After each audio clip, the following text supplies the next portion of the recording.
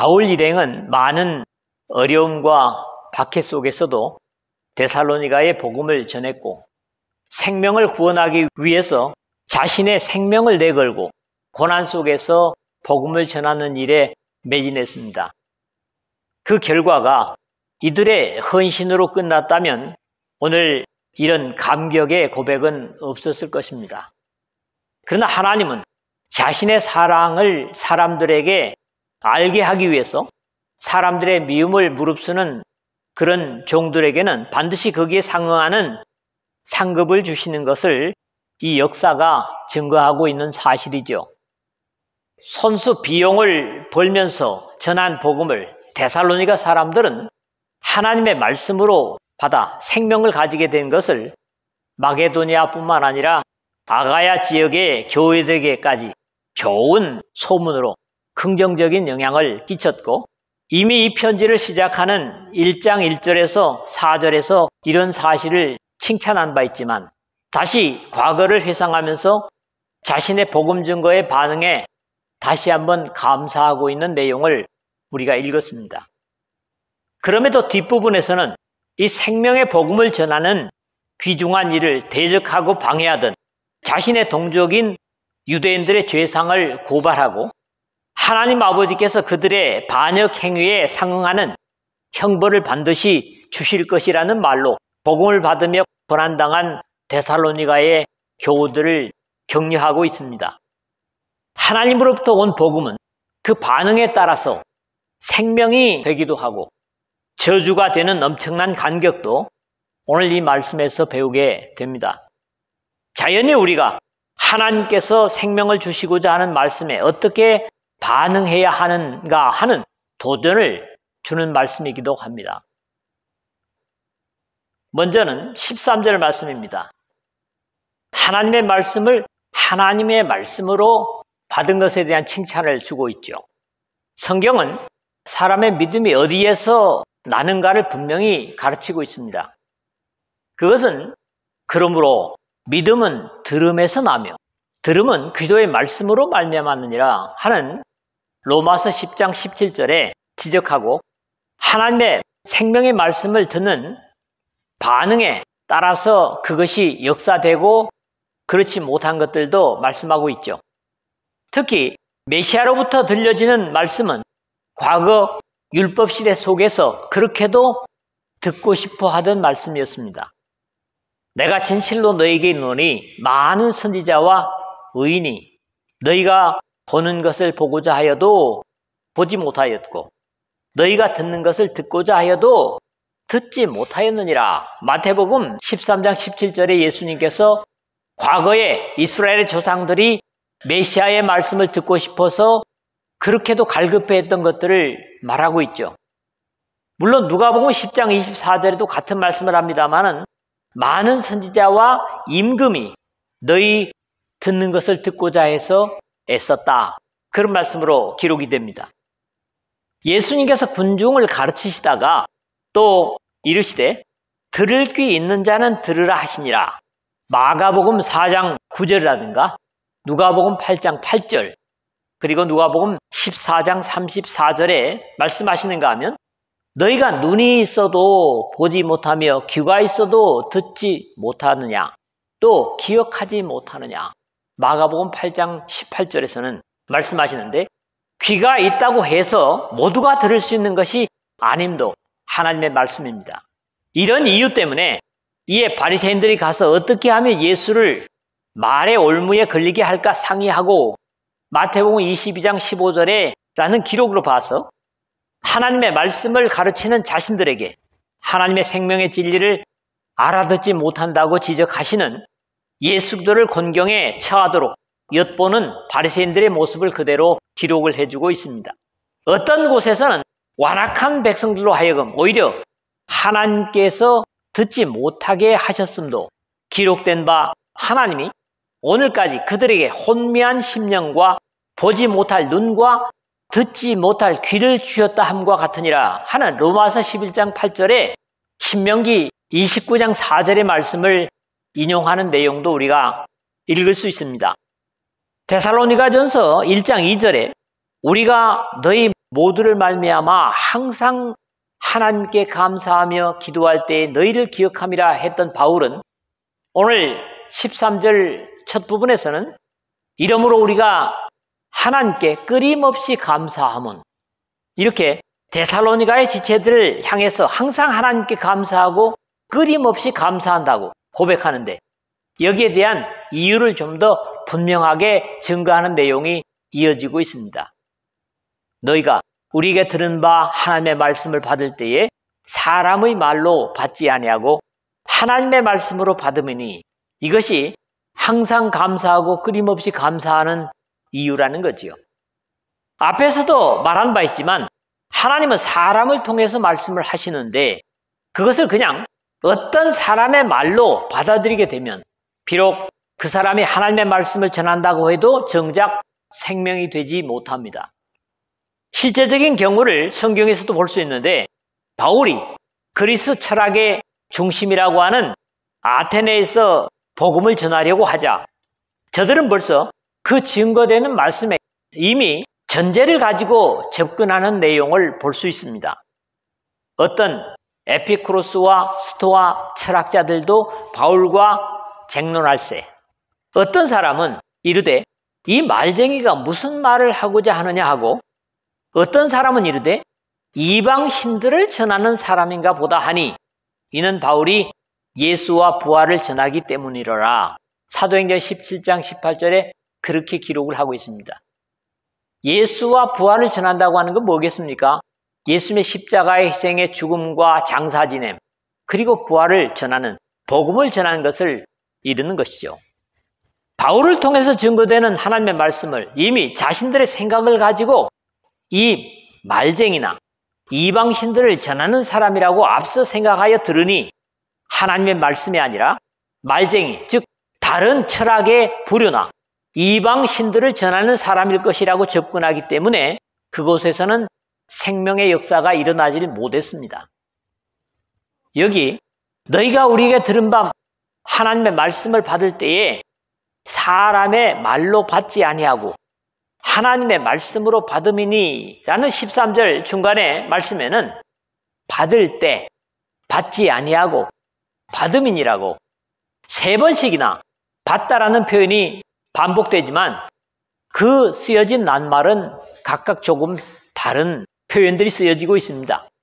먼저는 하나님의 말씀을 받을 때에 했는데, 이것은 지금 저를 통해서 이렇게 객관적으로 모든 사람에게 들려지는 들음이라고 할 수 있다면, 사람의 말로 받지 아니하고는 단순히 부정으로 쓰였고, 하나님의 말씀으로 받음이니 라는 말은 각자가 들은 말씀으로 의미를 이해하는 것이 각각 다른, 주관적으로 받았다는 그런 차이를 우리가 이해할 수 있습니다.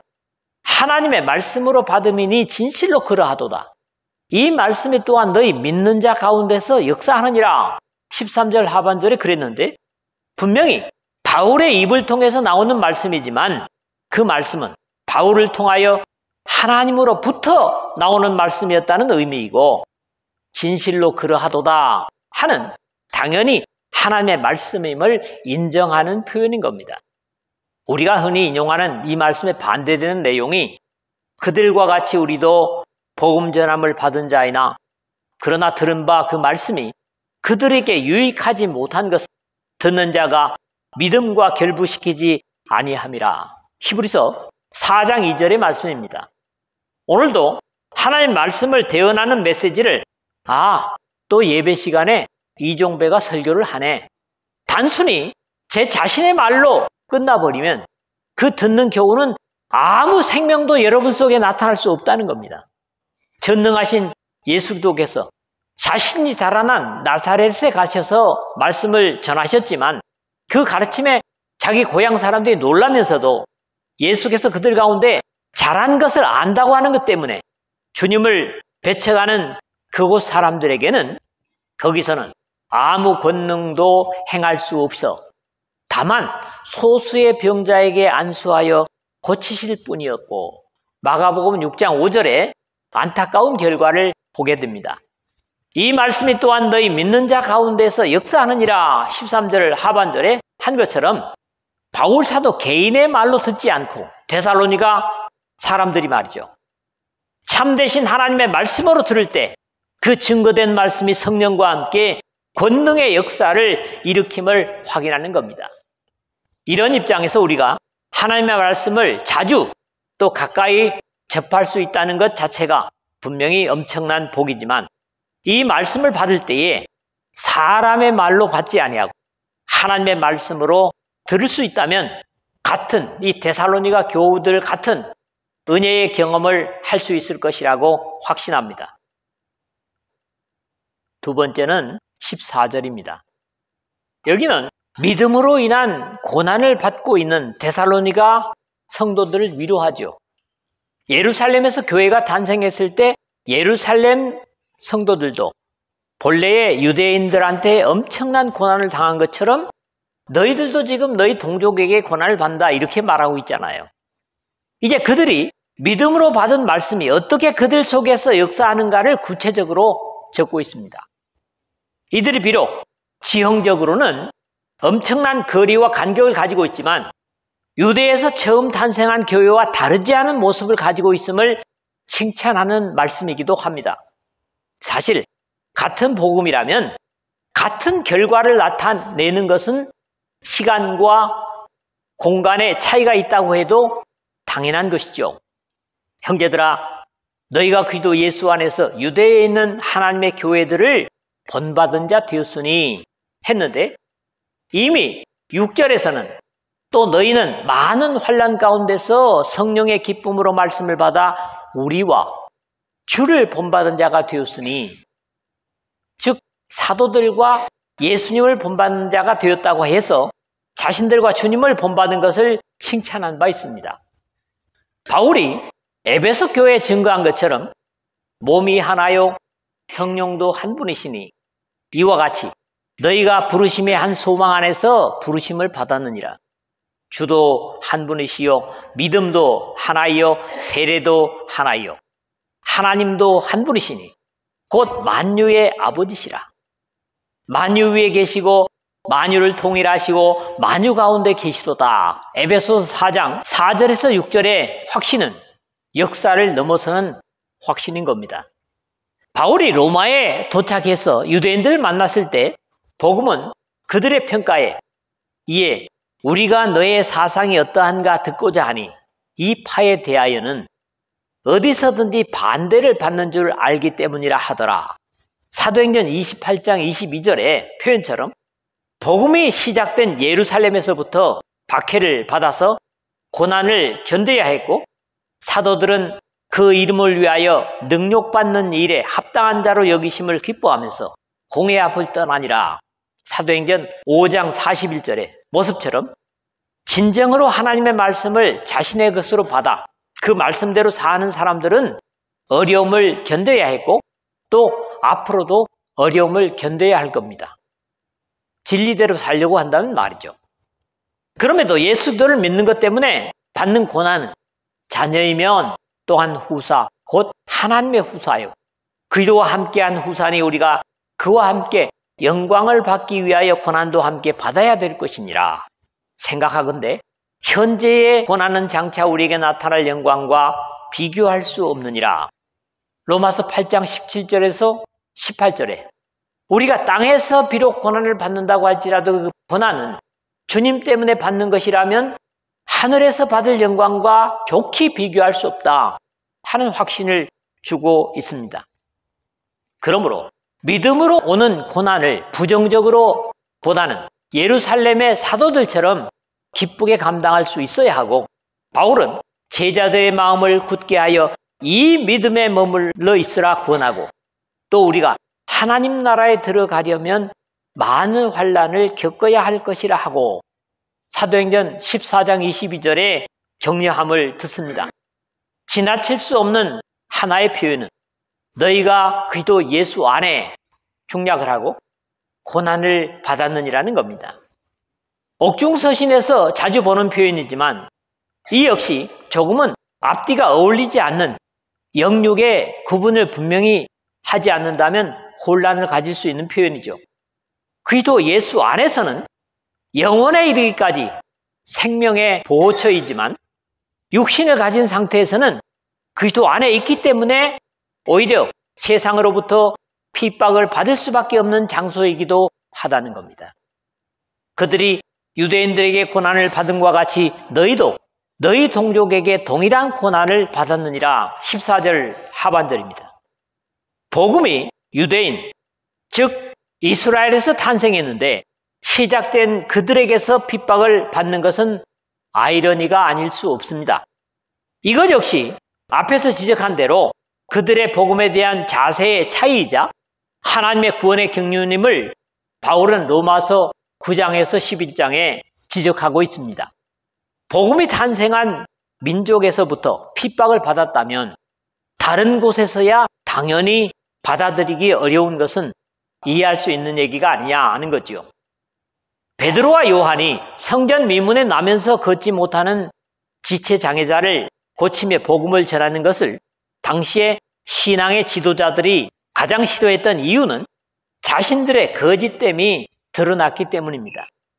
사도들이 백성에게 말할 때에 제사장들과 성전 맡은 자와 사두개인들이 이르러 예수 안에 죽은 자의 부활이 있다고 백성을 가르치고 전함을 싫어하여 사도행전 4장 1절에서 2절입니다. 복음은 진리이며 빛이기 때문에 세상은 죄를 짓게 하는 어둠의 주관자들이 다스리는 곳곳마다 자신들의 어둠을 복음이 드러내기 때문에 그 생명과 빛을 전하는 사람들을 싫어할 수밖에 없는 것은 어쩌면 당연한 결과라고 볼 수밖에 없습니다. 그러므로 너희에게 구하노니 너희를 위한 나의 여러 환난에 대하여 낙심하지 말라. 이는 너희의 영광이니라. 에베소서 3장 13절에 바울은 믿음으로 인해서 고난당하는 사람들을 격려하고 있습니다. 여러분들이 믿음으로 손해를 당하고 어려움을 당한다면 하늘에 그것과 비교될 수 없는 큰 상급이 쌓이고 있다는 확신을 여러분들이 가졌으면 하는 부탁을 드립니다. 세 번째는 15절, 16절입니다. 여기까지는 13절, 14절은 칭찬이었죠. 그런데 이 뒷부분의 두 절은 참 안타까운 고백을 하고 있어요. 자기 죄를 항상 채우는 사람들, 그 사람들이 바로 복음을 탄생시킨 유대인들이라는 겁니다. 앞에서도 말한 바 있지만 여기서는 유대인들의 약속대로 그들에게 오신 메시아와 그를 따르는 사람들에게 행한 잘못들을 4대까지로 지적하고 있고 그들이 그러한 죄로 인해서 하나님의 진노를 당할 수밖에 없다는 증거를 주고 있습니다.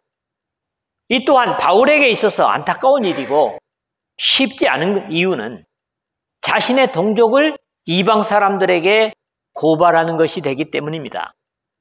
유대인들은 주 예수와 선자들을 죽이고 우리를 쫓아내고 하나님을 기쁘게 하지 아니하고 모든 사람에게 대적이 되어 15절에 그랬거든요.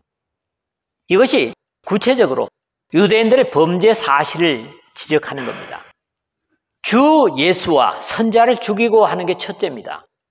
이것은 물론 이스라엘의 역사 속에서 그들의 죽인 선자들 거론하는 것이기도 하지만 사도행전 7장 51절에서 52절은 스데반이 이 사실을 유대인들에 지적하지요.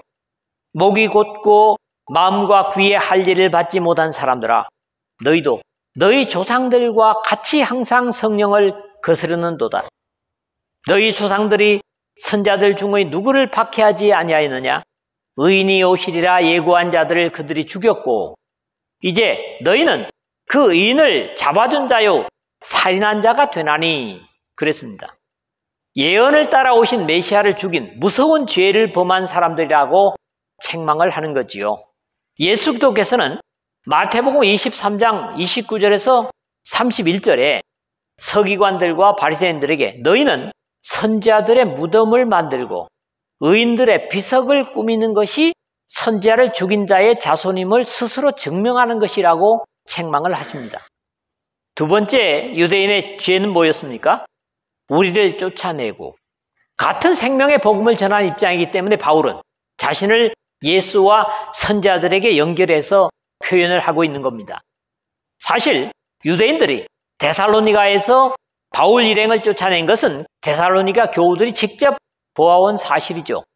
사도행전 17장 5절에서 10절에 보면요. 또 베레아에서 쫓아내서 거기서도 바울 일행을 쫓아낸 사실을 사도행전 17장 13절에 기록하고 있죠. 세 번째 유대인들의 죄는 뭡니까?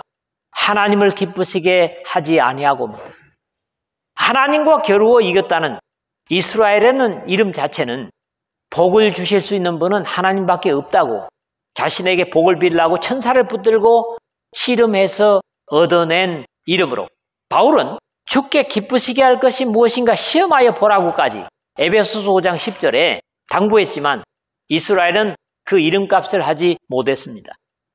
네 번째는 모든 사람의 대적이 된 겁니다. 사실 하나님께서 이스라엘 택하신 이유는 세계가 다 내게 속하였나니 너희가 내 말을 잘 듣고 내 언약을 지키면 너희는 모든 민족 중에서 내 소유가 되겠고 너희가 내게 대하여 제사장 나라가 되며 거룩한 백성이 되리라. 너는 이 말을 이스라엘 자손에게 전할지니라.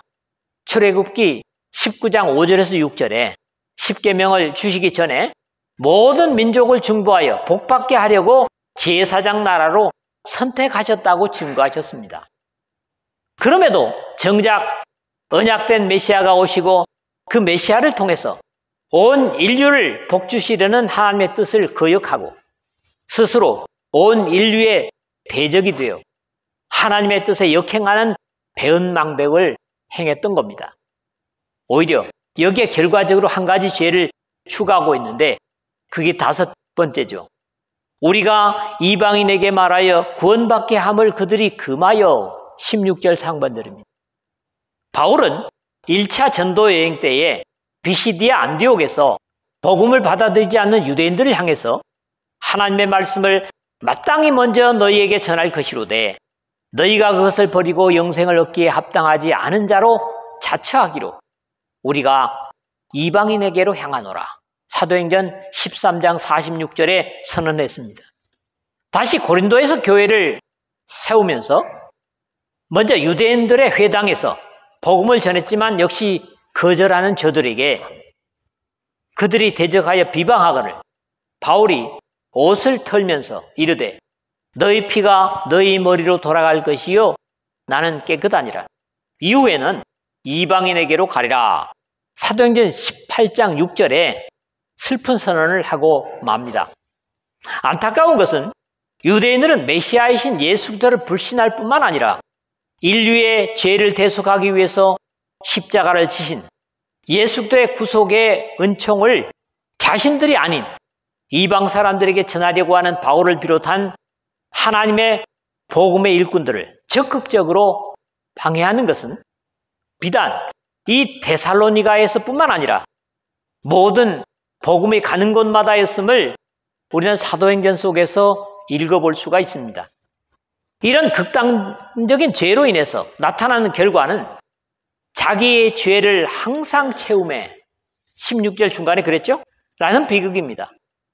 복을 이어받도록 부르심받은 제사장 나라가 자신들에게 허락하신 은혜를 거절함으로 영생을 얻기에 합당하지 않은 자로 자처해서 복은 고사하고 저주받을 죄를 항상 넘치도록 채우는 어리석음을 불러오고 맙니다. 사실 유대인들이 히틀러에게 대량 학살을 당한 것도 결코 우연한 일이 아니라 비극적이긴 하지만 그들의 조상들이 자처한 것임을 성경은 우리에게 가르쳐주고 있습니다. 로마의 총독 빌라도는 예수 그리스도에게서 죄를 찾을 수 없어서 빌라도가 아무 성과도 없이 도리어 밀란이 나려는 것을 보고 물을 가져다가 무리 앞에서 손을 씻으며 이르되 이 사람의 피에 대하여 나는 무죄하니 너희가 당하라. 마태복음 27장 24절에 선언합니다. 물론 빌라도가 죄가 없는 건 아닙니다. 여기에 강큰 유대인들은 뭐라고 합니까? 백성이 다 대답하여 이르되 그 피를 우리와 우리 자손에게 돌릴지어다. 마태복음 27장 25절에 잠꼬대처럼 큰 소리를 쳤다가 처음은 AD 70년에 로마의 티토 장군에 이끄는 군대에 의해서 예루살렘과 46년 동안 유대인들에게 아부하기 위해서 세워진 헤롯 성전이 돌 하나도 돌 위에 놓이지 않은 처참한 모습으로 그야말로 쑥대밭이 되고 맙니다. 예루살렘이.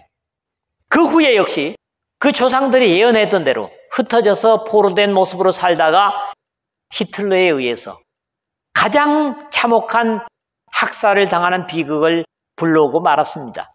그래서 홀로코스트 하면은 유대인들의 그 죽임당하는 안타까움을 보게 됐죠. 결국 이것이 자기 죄를 항상 채움에 노하심이 끝까지 그들에게 임하였느니라 하는 16절 하반절의 심판의 결과였음을 돌아보게 됩니다. 우리는 이러한 이해에서 이 말씀을 끝낼 수 없는 것은 이제 유대인들의 특권이 오늘 우리에게 주어졌고 엄청난 하나님의 은혜를 바르게 감당하지 못한다면 유대인들의 전철을 밟을 수도 있다는 경계의 교훈으로 이 말씀을 우리가 이해해야만 합니다. 왜냐하면 하나님의 넘치는 중보의 제사장 역할을 우리가 이어받았기 때문입니다. 복을 복으로 합당하게 사용하지 못하면 복이 오히려 독이 될 수도 있고 죄를 채울 수도 있음을 이 마지막 부분에서 우리는 보게 됩니다. 말씀을 맺습니다. 믿음의 사람들이 말씀을 받을 때 사람의 말로 받는지 하나님의 말씀으로 듣는지는 영혼의 운명을 좌우할 수도 있습니다. 누구를 통하여 심지어는 성경을 읽어 듣는 것까지도 너를 위한 말씀이 아니라 나에게 말씀하시는 하나님의 말씀으로 들을 때 생명과 빛의 풍성함을 누리고 하나님의 능력의 역사를 경험할 수 있을 겁니다. 믿음의 사람들이 하나님의 백성이라면 성경 속의 믿음의 선진들을 본받아서 이 땅에서 믿음으로 인해서 당하는 고난까지도 기쁘게 데살로니가 교우들처럼 우리가 감당해야만 할 것입니다.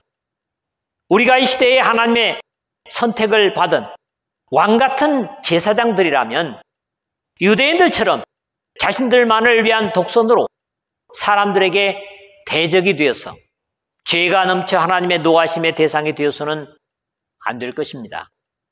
이 인류 모두가 누리지 못하는 이 귀한 중보자의 역할을 우리 모두가 충실히 감당해서 하나님의 은혜를 주님께서 이 땅에 다시 오실 때까지 지속적으로 누리고 바울과 데살로니가의 지체들처럼 또 다른 사람들에게 끼쳐서 그들도 함께 복받게 하는 역할을 여러분 모두가 감당할 수 있기를 주님의